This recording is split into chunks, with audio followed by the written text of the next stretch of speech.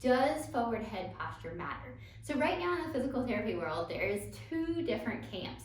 One camp saying posture doesn't matter, there's no such thing as good posture, and then there's another camp saying you really need to take a look at your posture, it matters.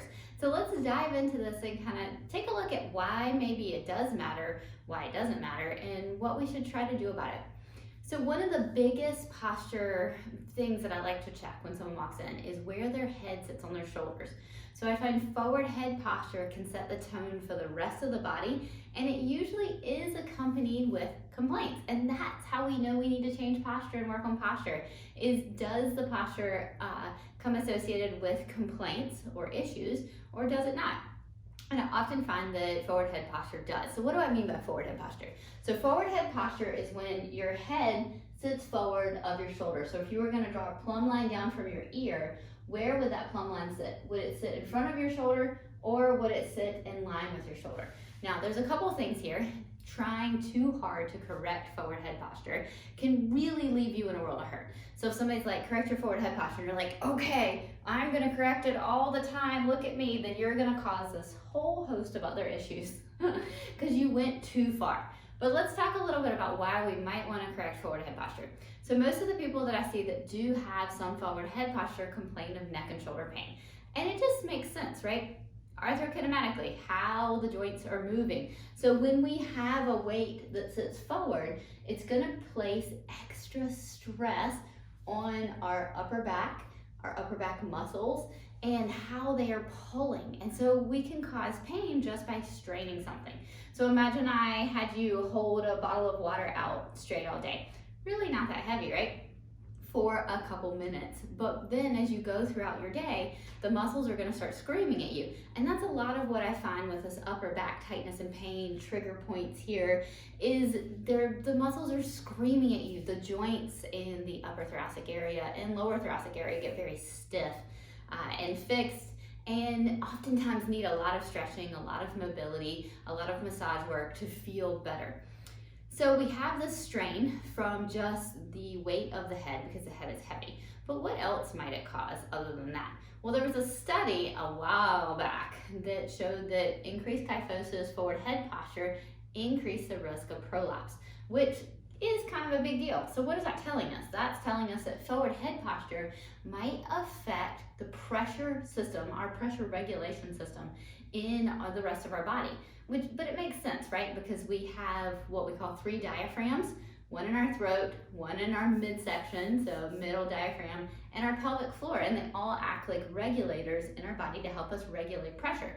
So when your head comes forward, that changes the position of the top diaphragm, which is pretty cool because you can change it in a good way as well. So when we look at forward head posture, I want you to think about positions in your body that you might want to get stuck in, because how you kind of move throughout the day is the position your body is going to get used to. It's going to be the position it gets comfortable in. And so when we start getting people to perk up or maybe come a little bit taller, this helps to relieve pressure. It helps to coordinate muscles a little bit better instead of squashing everything down, so just coming a little bit taller and perking up.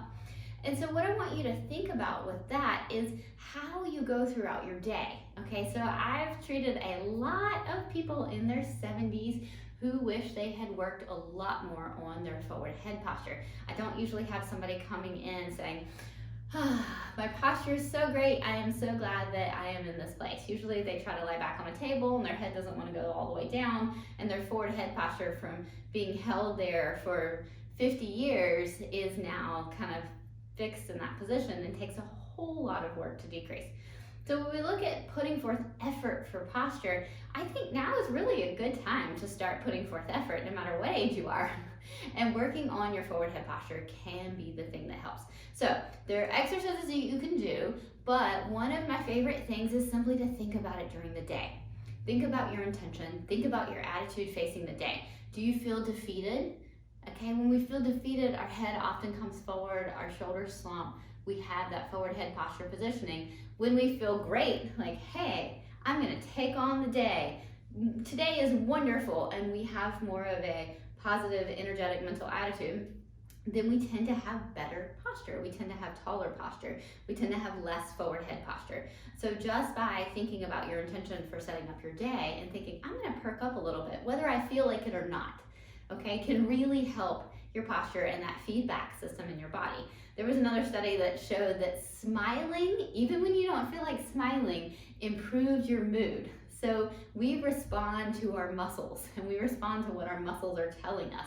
And if we go ahead and fake it till we make it and perk up even when we don't feel like it, it can affect the positive benefits of how our body feels: neck and shoulder pain and tightness, stress, jaw clenching, TMJ pain, neck tightness, pressure, pelvic floor issues, diastasis, everything that kind of happens in here can improve when we improve that forward head posture.